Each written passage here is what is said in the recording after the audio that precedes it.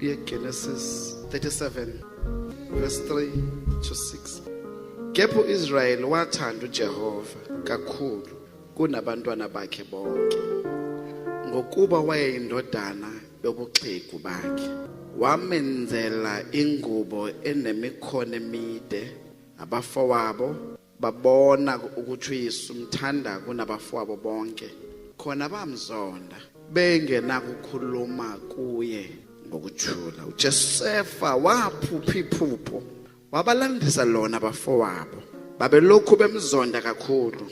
Wathi kubo, ake nizwe leli phupho engiliphuphileyo.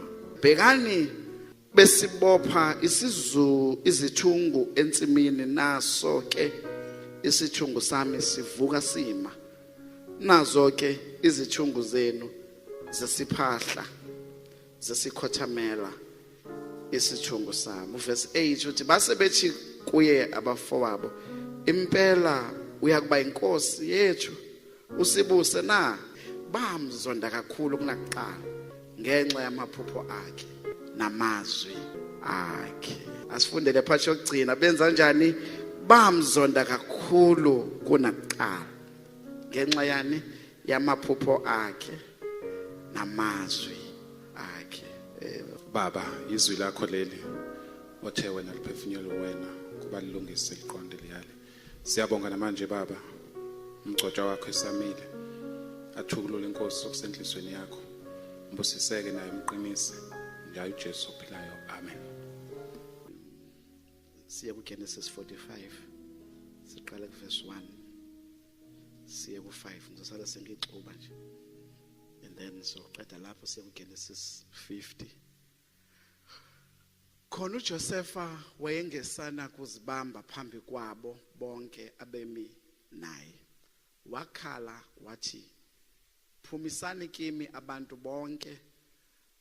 Kwakungemi muntu naye uJosefa esazazisa kubafowabo.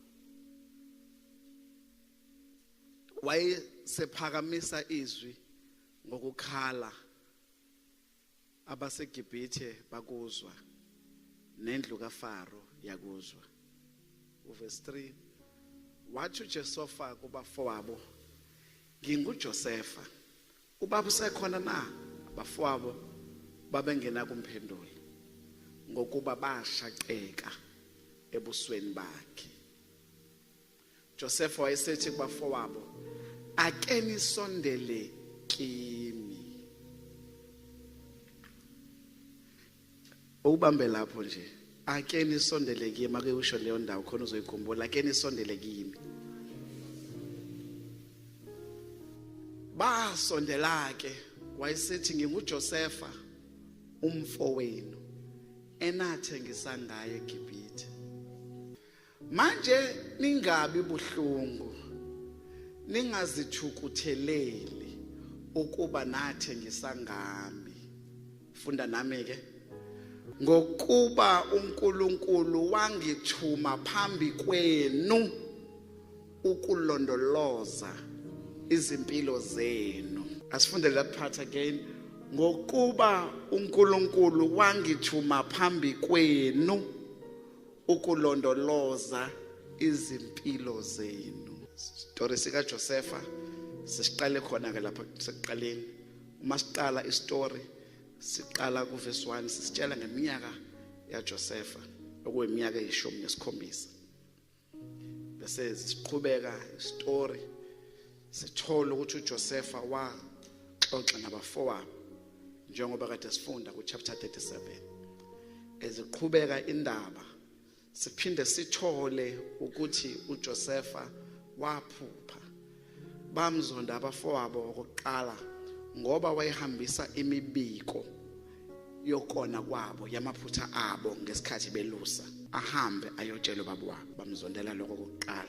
Phinde kwesibili, njengoba siqeda kufunda manje, bamzonda kakhulu uma sebebona iphupho lakhe belihumusha, ukuthi iphupho lakhe likhombisa ngokusobala ukuthi uJosefa uzoguqelwa abafowabo. Bathi kusho ukuthi wena uzoba inkosi phezu kwethu. lethi iBhayibheli siqeda kulifunda manje bamzonda kakhulu. Angithi nizwile bazalwane?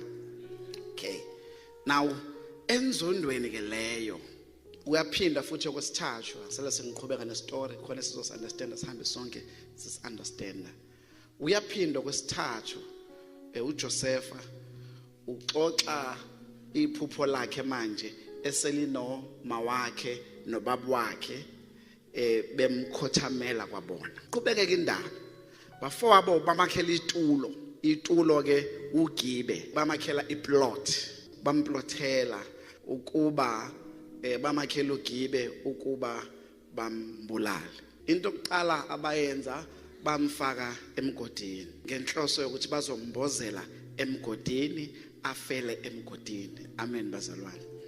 Okay, babuye futhi bashintsha bathi no, asingamfaki emgodini, asimudayise. So bamudayisa njengesigqila. Bakhona bazalwane. Okay, so indawo yesibili bamdayisa njengesigqila, bamdayisela isizwe sama Ishmaelites. Esizweni sama Ishmaelites, isizwe sama Ishmaelites sabe sesimudayisa, simdayisela manje eGibhithe. Abakhona bazalwane. eGibhithe uma simdayisela umuzi wenduna yendawo ebizwa gama layo uPotifa. Okay, so uphuphile kodwa ungene emgodini. Uphuphe ukuthi uzokhothanyelwa kodwa ungene emgodini. Uphuphe ukuthi uzokhothanyelwa kodwa idestination yakhe elandelayo akona ukhothanyelwa, ukudayiswa abe isigqila. Bakhona bazalwane. Uphuphile okwesithathu idestination yakhe ukuba abe sigqila, isisebenzi emzini kaPotifa. Awubakhona bazalwane. Number 4, emzini kaPotifa uma efika khona, siyasazi story, asingeni kakhulu ku story namhlanje. Uma efika khona unkosikazi asiqale nje ngomusa uNkulunkulu amenzela wona. uPotifa kushuthi insizwa eyayinemali, yayinestaff esiningi, inama butlers, inabenza ingadi, inabaklenayo, inabanjani, baningi nje abantu abasebenza la ekhaya. uPotifa wamenza ukuba abuse emzini wakhe kuyona yonke into. Bakhona abazalwane. Uma ama-theologians eyichaza le ndaba bathi ngisho nezezimali zasezigayidwe nguyena. Awu haleluya. Okusho ukuthi noma eyisigqila, laba abanye babengezona igqila, babesebenza, kodwa yena ngokwerank wayengowezizwe. So number 2 eyisigqila, okusho ukuthi kwakumele ngabe yena uyena izicashala abasebenzayo bamthuma yena. Awunyangezwa bazalwane. Okusho ukuthi abasebenza la ekhaya kwakumele ngabe ibona abathuma yena, ngoba yena uyisicashalala. 1 ungowezizwe ngokwerank yalaba abasebenza la ekhaya. He was the lowest of them all. He was supposed to be helping, cooking for instance, cooking for abantu abasebenzayo. Ukhona ngizwayo yedwa. Kodwa ngenxa yomusa owawuphezu kwakhe, ngenxa yefavor eyayiphezu kwakhe, lithi iBhayibheli uPotifa wamphakamisa waba oyena ophethe umuzi wakhe. Siyasazi story ke uma siqhubeka ukuthi unkosikazi kaPotifa wabe esefisa ukuthi alale naye. Siyazi indaba ukuthi uJosepha wabe esebaleka ethi ubaba, he said ubaba wala ekhaya unginikeze ukuthi ngibuse phezulu kwako konke kodwa hayi wena. Nikhona abazalwane. So wabaleka, siyazi ke story, wagcina number 4 i-destination, sorry, i-journey, ku-journey yakhe indawo yesi4 afinyelela kuyona isejele. Okay, siqale sathi uqale emgodini, wasuka emgodini, uphuphile njalo ngithi bazalwane, uphethe vision kodwa uqale emgodini. Number 2 wadayiswa. Number 3 waba isigqila emzini kaPotipha. Number 4 manje usesejele kodwa konke lokhu kwenzeka kumuntu ophuphile. So number 4 ke uselapho ngifuna ukuhamba nje ngokusheshsha and eze kuqhubeka ke istory lithi iBhayibheli even namagads ojela ngisho nojele ejele bamenza ukuba abuse phezulu kweziboshwa. Ujele isiboshwa lesi. Number 2 isiboshwa sesezizwe kodwa sizonikezwa ilungelo lokuba lizoba ujele engakufundelanga ukuba ujele. Akaqashelwanga ukuba ujele bakhona yini abazalwane. Kodwa ngenxa yomusa owawuphezulu kwakhe ingakho I believe ukuthi wona lo amusa owamkhipha emgodini ukuthi angafi iphupho lakhe lengafezekanga. Bakhona abazalwane. So indawo yes4 akuyona inisejele. Uma efika ejele ahlale ejele. Uma efika ejele lithi iBhayibheli uhlangana nezinsizwa ezimbili ezaziboshiwe. Zombili lezi zinsizwa zazisebenzela inkosi uFaro. Bakhona abazalwane. Zisebenzela zombili zazisebenzela uFaro.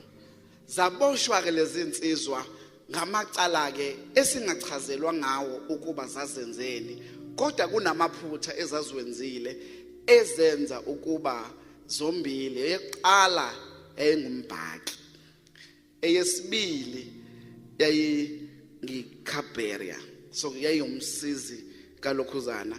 Qala ke amakhosi before iphuze noma yini eqale iphuzwe umuntu abheke ukuthi ayinabo yini ubuthi. So umuntu wayephatha izikhwama zenkosi, umuntu wayephuza anything before inkosi, a-check ukudla ukuthi yonke into right, a-check ebhodweni makuthi yonke into right ebhodweni, mayidlile makuphela isikhashana engashonanga kusho ukuthi lokho kudla ku right bese iyaphakelwa inkosi. Bakhona abazalwane. So the role of a cupbearer was an important role. Mayihamba inkosi ihamba naye everywhere la inkosi ikhona. Le umuntu lo lensizwa le yayihlezi khona. Lensizwa ke naleyo munye engumbhaki bese bayaboshwa. Bese ngelinye ilanga ngoba uJosepha ungumphuphi ebese lezi insizwa zombili ziphuphe.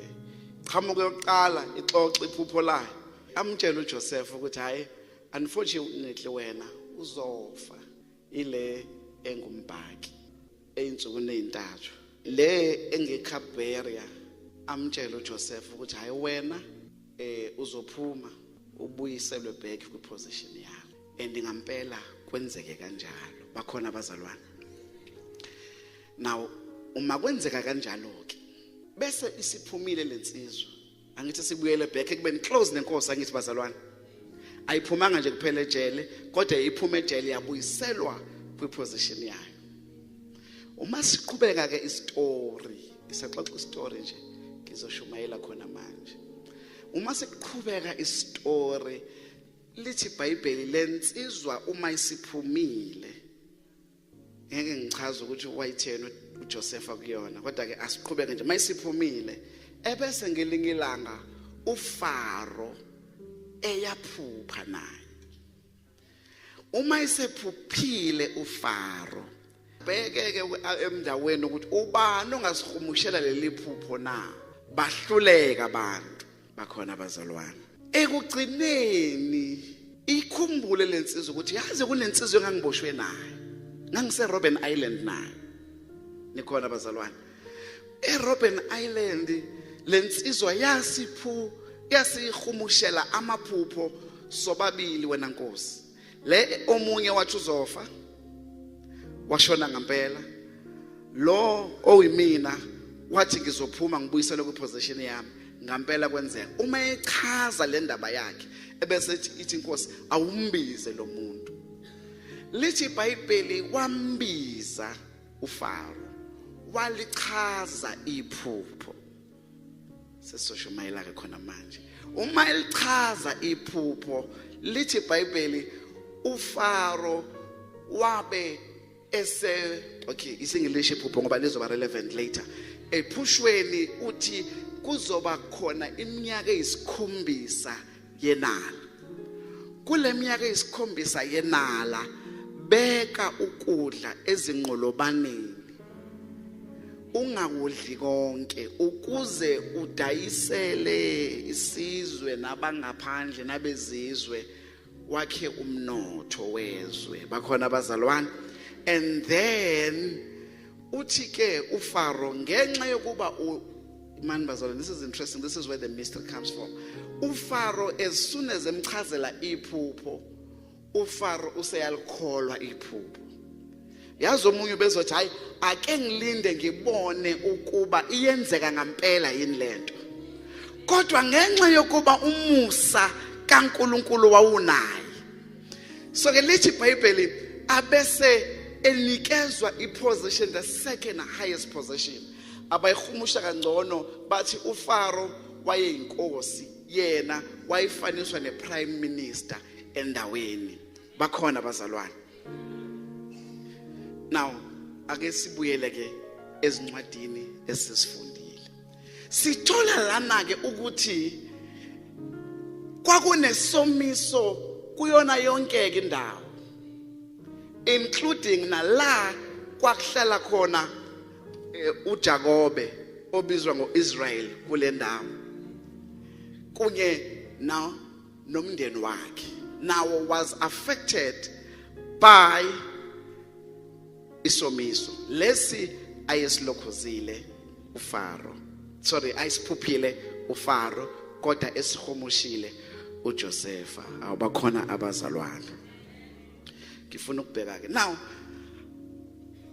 ngifuna namhlanje ukufundisa ke kulo 20 minutes osele izinto ezintathu ezenzeka empilweni kaJosefa ezenza ukuba aphumelele. Ukuze uunderstand ubehave njengoJosefa, into yokuqala edingekayo is a transformation of the mind bazalwane. You cannot be ufane noJosefa ingqondo yakho ingekho transformed. Number one, uJosefa gave the best wherever he was. Whether uJosefa uyisigqila sama Ishmaelites, he gave his best. Whether uJosefa wayesigqila emzini kaPotiphar, he gave his best. He excelled kuyona yonke. Bafowethu nodadewethu ngizomemezela ukuthi ungawubukeli phansi umsebenzi osawenza njengamanje. Njengamanje you may be cleaning but excella eklineni ngoba uNkulunkulu uzokuphakamisa khona usekuklineni. Bakhona abazalwane. Now encwadini yabaseKolose chapter 3 uverse 23 wakhona uyichaza kangcono kunami lento. AbaseKolose uyichaza kangcono kunami lento. Uthi konke nikwenzayo kwenzeni ngenhliziyo kungathi kwenzelwa inkosi hayi abantu.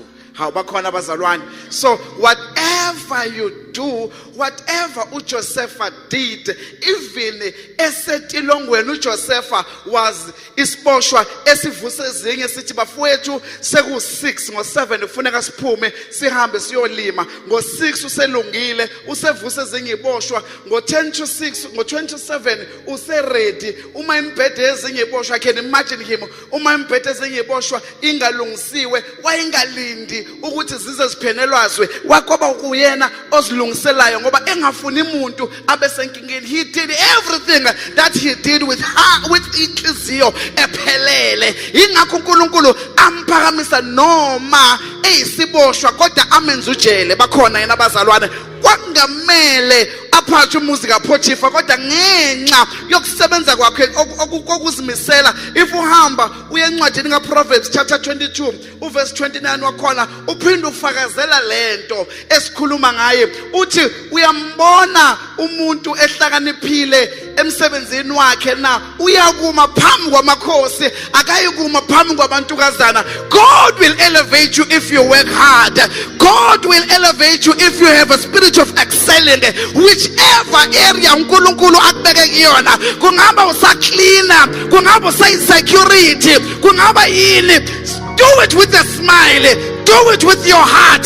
Mawi security ulvule with a smile, not ngokcomplain. God will elevate you. Bakhona bazalwane, so uNkulunkulu uzokunyusa la ukhona njengamanje sebenza ngokuzimisela. He worked ngokuzimisela. Abanye bathi ayi mina I deserve more. Yes, you deserve more, but where you are, how balelo khona bazalwane, you deserve more, but la ukhona sebenza ngokuzimisela. Number 2, wayengekho bitter ngabo, wayengabazonda abafowabo. Khumbula encwadini ka chapter 45 niyakhumbula utheni? Uthi kubona come close. Awucabange mina nami angifuni ukunibona. Hallelujah. Nikhona bazalwane, mina nawe bese ngathi angifuni ukubabona labo ake mhlambe ngoba phela you have authority. Wongathi nje abake baboshwe noma inyanga. Nikhona bazalwane. But the guy, he was not bitter. The first thing ubuza ubaba wakhe uthi uphi ubaba, unjani ubaba, usaphila yini ubaba. But the second thing I show you uthi come closer. Oh, namhlanje ngisacela ukuthi ngizomemezela ukuthi wena bizizitha zakho to come closer. Hallelujah. I-bitterness onayo ne-unforgiveness onayo uwena uyisiboshwa kuyona. Umuntu wakona usekhulekile. In fact umuntu wakona usekhohlwe nokukhohlwa ukuthi wakona, ngoba umenzi uyakhohlwa kodwa umenziwa akakhohlwa. Wena menziwa ke namhlanje khohlwa, then icala lisele nomenzi. He said come closer. These are the people who led him to emgodini. These are the people abamdayisa, but he says to them come closer. Hallelujah. Number 3, so he saw them. Number 2, sorry.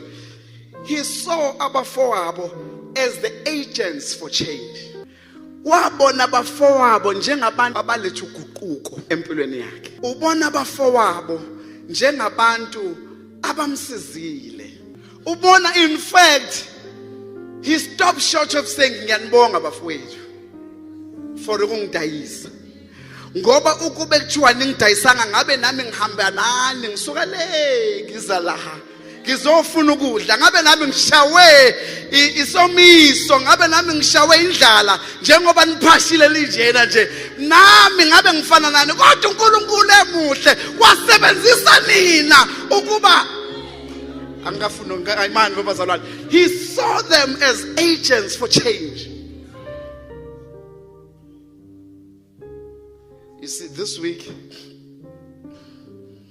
in fact, this weekend, there is a client, one of the banks, they want to give us a substantial amount of work. And so as I was preparing this, oh, laba abangishaya abanikizwa bazalwane bangisusa la kade ngikhona, bangisiza ngaba ngisebenza naleli bank because ngangi comfortable. Abanikizwa bazalwane bangisiza because bangenza ngaqala ngabheka ezinye indawo. I was comfortable saying yanele lento engiyenzayo, but now because of them, bazalwane ngiyababonga laba bangishaya. Mawuhlangana nabo banikeza kiss on my behalf, mawuhlangana nabo bahage on my behalf and say Khambule is better than before. Khambule is doing better than when he was working with you. You know why? Because the Baba, I'm an agents for change. I changed my focus because babethi bayakubulala kanti bayakushintsha. Mabexosha emsebenzini babethi bayaqeda ngawe. 1996 I was about to be fired emsebenzini. Kanti iboss yami Stewart in fact ngambona. Khona uStewart wakalima khona icompany ekuthiwa ulima. He was about to fire me. I met him about 6-7 years ago. I gave him a tight hug. I'm sure was wasolo ukuthi kanti ubhuti kwenzekani. Nikhona webazalwane. I gave him a tight hug. Wathi uStewart kwenzenjani Nhlanhla ukhuluma nesiZulu ngathi I thank you Stewart. I am where I am because you are about to fire me. How nikhona webazalwane. Now laba. So number 2, he was not bitter with his persecutors. He saw them as agents for change. Tina uma sishayekile siyabablock abantu. Msanukamba banga, msanungiphisho amen. Siyabablock ku WhatsApp. Siblock inamba zabo. We unfriend them on social media because sinjani bazalwane sibitha. Don't compare and compete nabantu. Abakhona bazalwane. Ungazicompare namuntu. Ijeni yakho eyakho. Ungacompete namuntu. Ijeni yakho inge yakho. Number 3, uNkulunkulu, God has a greater purpose in that obstacle. uNkulunkulu unenhloso enhle ngalokho kuhlupheka kwakho odlula kona njengamanje. Izibusiso zikaNkulunkulu izwane ngizonipha ithemba entsha namhlanje azikho automatic kodwa zi-axiomatic. Igama elithi zi-axiomatic lichaza ukuthi they are absolute, they are obvious, they are guaranteed, they are given, they are sure, they are certain, but not straight. Okusho ukuthi there is no straight line. Into axiomatic into on a show yayo kodwa indlela yayo awuyazi. Bakhona abazalwane uneshow yokuthi zenzeka kodwa manje inkinga ukuthi angazi ukuthi kanjani. Bakhona abazalwane nginesiqiniseko sokuthi I am going to become a prime minister kusho Joseph. But I did not anticipate ukuthi ngizoqala emgodini. I did not anticipate ukuthi ngizoba islave. I did not anticipate ukuthi ngizoba isiboshwa. I did not anticipate wonke ubunzima adlule kubona. But all he knew was that one umusa kaNkulunkulu phezu kwakhe. Number 2, he favor phezu kwakhe. Number 3, he is indeed going to become the prime minister, but the route mhlawumbe imawadlakadla iyehliyanyuka ihamba iyasungeza. But God being God, he is faithful to his promises. Noma yehla noma yonyukela, he remains God. Uthembekile. Unfortunately into automatic yasihambela nje idinga indawo straight kodwa axiomatic idlula noma ngabe kuthiwa kuyehla kuyenyuka ikuzigzag akunankinga. Thina sifuna ama-automatic. uNkulunkulu akutshela yonke route, but God is not gonna give you that route because it is not automatic but it is axiomatic. I don't know what God has spoken in your life. Angazini uNkulunkulu ayikhulumile kuwena, but I have come to memezela igama elilodwa, it shall come to pass. Sekwenzekile in the spirit, like Joseph who had a dream, like Joseph who had a vision. It's already been done. God showed him what had already happened. Kwenzeke mandulo in the eternity kwasekwenzekile ukuba inkosi, but the route is not automatic. The route is axiomatic. That's our frustration, my friend. Our frustration is that axiomatic route. We want an automatic route. Because when I watch, number 3, the route is absolute. It's obvious. James, chapter 1, verse 2 wakona. Consider it pure joy, my brothers, whenever you face trials of many kinds. Verse 3, because you know that the testing of your faith develops perseverance. Number 4, perseverance must finish work so that you may be mature and complete. That's an axiomatic process. The axiomatic process is not straight. So, uNkulunkulu is an interesting God. He's an interesting teacher.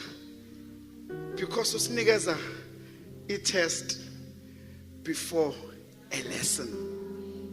Ithi ngikuphindela. Usinikeza esikoleni uthola a lesson before bese uyothatha a test. Kodwa uNkulunkulu unikeza a test, and out of that test you get a lesson. Each time you go through a test, just say, Nkosi, what lesson you want me to learn? Nkosi yami. Bazalwane, each time you udlula kwi test, just say, Nkosi, just speak to me. What lesson should I learn out of this? Because you are going through tests and trials. There is a lesson. God uses the pain, used that pain and the person. If you go to chapter 50, it says God, abafo aboke sebeyasaba ngoba uJakobe ubaba wakhe useku deathbed, useyashona. Sebejaza ukuthini le ntwana le ibihlonipha ubaba. Ingakho kade ingasi revenge. Kodwa manje ngoba itime aseliyahamba sisenkingeni. So uverse 20 uthi yebo sebeyeza ke kuye. But so vele ke selisubulala ngoba vele siyazi ufuna ukusibulala now that ubaba seyahamba. Usethi kubona yebo nina nangisongozela okubi kepha uNkulunkulu wakuceba kwaba kuhle ukuba akwenze kube njengenamuhla. You intended to harm me, but God intended it. Angithi uyabona ukuthi wena umakhelwane wakho intended to harm you. Labo who are your conspirators, they intended to harm you. Kodwa uNkulunkulu emuhle wathatha ulamula wawenza lemonade. Wathatha kufuna ngabe kumuncu wakwenza kwa sweet webazalwane. Niyazi usawoti ukuthi wakhiwe ngesodium nechloride. Mothatha isodium iyodwa uzokubulala. Mothatha ichloride iyodwa izokubulala. Kodwa usawoti sodium chloride, which is usawoti sekuhlangene kokubili, uzothatha ngisho eqandeni alibi mnandi ungawufakanga usawoti. Sodium nechloride was meant to kill you, but myself usawoti, it becomes something that adds value to your life. Angazi ukuthi buphi ubunzima njengamanje odlula kubona, but number 1 pheka ilesson oyifunda kulobo bunzima. But number 2, ithi Nkosi ngiyabonga ukuba konke okwenzekayo wena uzoguqula. Namhlanje ngizomemezela kuwena mntaka baba. Ngiyazi ukuthi ithemba besolelahlile. You were sure ukuthi ngeke usayisurvive lena. This too shall pass. Like you odlule ebunzimeni njengamanje. Like you who's going through ubunzima obone ngathi ngeke busadlula. Ngizomemezela kube kunye nje. uNkulunkulu sekudlulisile kona. Kodwa sekusele manifestation phela. Nekhona bazalwane. Nekhona babazalwane. Lithi iBhayibheli when the enemy comes in like a flood, uNkulunkulu uphakamisa standard. But unfortunately ngesikhathi esiphakamisa standard, thina sisuke singaboni ukuthi usiphakamisile standard. Thina sisuke sibuka lobo bunzima lobo omubi mayiza njengesikhukhula. Mina ngiphakamisa standard sibe above isikhukhula. Bakhona abazalwane. So namhlanje God will pull you through the dark season you're going through. Uzokudlulisa kule season edark. And uzothi mawusubheka back sikuzosho ukuthi usocula uthi namhla Nkosi ngiyamangala, because uzobe ungasa understand uthi Nkosi lokuya ngadlula kanjani khona, bese uyabona umusa kaNkulunkulu. Uthi uyabheka ukuthi ngidlule kanjani lapha umangalo ukuthi kwenzeke kanjani, bese uyabona ukuthi hayi kungumusa kaNkulunkulu. Mangicabanga ngomusa uNkulunkulu asenzele wona, it humbles every one of us, but we tend to forget lewo musa ngekhathi zobunzima. Namhlanje khumbula ukuthi uNkulunkulu khona, lokhu odlula kona njengamanje uzokushintsha, akwenze kube kuhle, akwenze kusebenzelana for good, akwenze kusebenza to your favor. Uyabona lensizwe yakushiya, bonga ukuthi yakushiya ngoba manje usu happily married. Awubakhona abazalwane, bonga lensizwe yakushiya because kuba ikushiyanga, kodwa ngesikhathi kushiya, awu nikhona abazalwane, kodwa ngesikhathi kushiya wakhala. Nikhona abazalwane, yabona nale ngane oyifuna mshazi, le owawuyifuna yangakunikeza crown mshazi, ayikhumbula leyo. Siyambonga uJesu ngayo ngoba yayingeke ibe umamzuza. Bakhona abazalwane, lo who rejected you, mbonga uNkulunkulu ngaye, because why rejected ukuthi uNkulunkulu ak-elevate yena kube umusa wakhe, akunyuse yena kube ama-efforts kaNkulunkulu hayi effort yakho. Namhlanje I've come to tell someone who's going through tough times ukuthi uNkulunkulu sekuphakamisile already, kodwa usahamba ebumnyameni. Yebo, now open your spiritual eyes and see what God has already given you.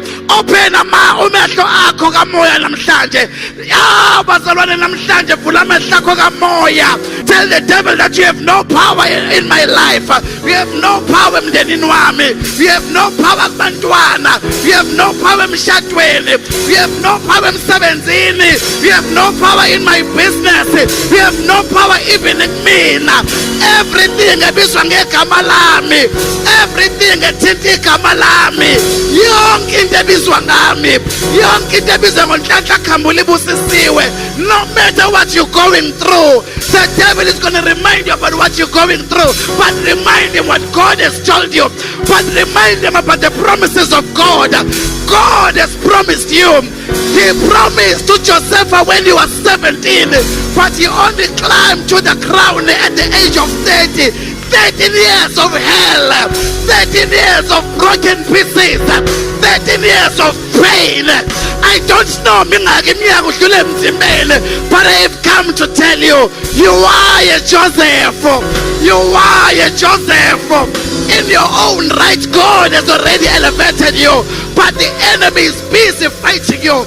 When the enemy comes in like a flood, God raises the standard. The enemy has no power over your life. You are the righteousness of God. You are the blessed of God. Siyamangala, siyamangala, siyamangala, siyamangala Nkosi. Siyamangaza umusa wakho kuseni. Siyamangala Nkosi, sukume sesihamba. Simangaza uthando lakhe kuseni. Siyamangala Nkosi. Hawu ngiyabonga. Namhlanje thank everyone. If bekade nguwe, I was going to even phone them. Bengabathumela ngisho ne-SMS and say thank you for rejecting me. Thank you for rejecting me. Hallelujah. Namhlanje bengabathumela ngisho ne-WhatsApp message with a beautiful smiling smiley. That smiling smiley and say thank you. But once again, God is good and all the time. Mabefuna more and more and say, "Aye, God has elevated me, but I had to go through you."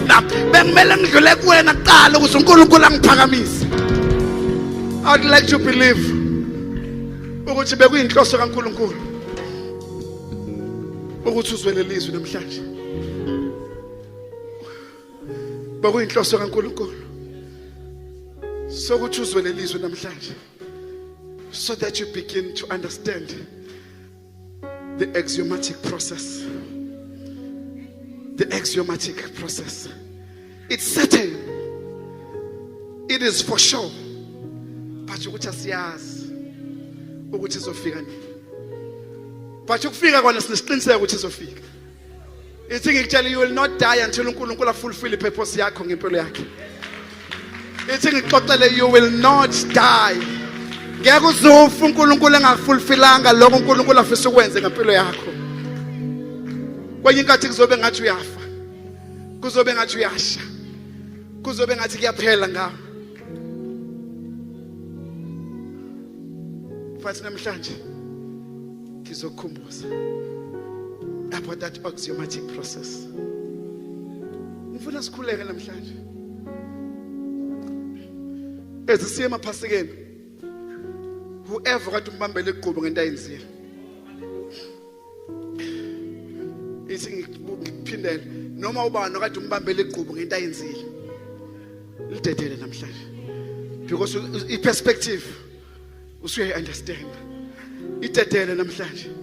Because yazi mawusambambele igqubu ngento ayenza noma ngento ayisho, kusho ukuthi awukho happy la ukhona uNkulunkulu akubeke khona. Usafuna ukubuyela khona. Namhlanje just dedela namhlanje.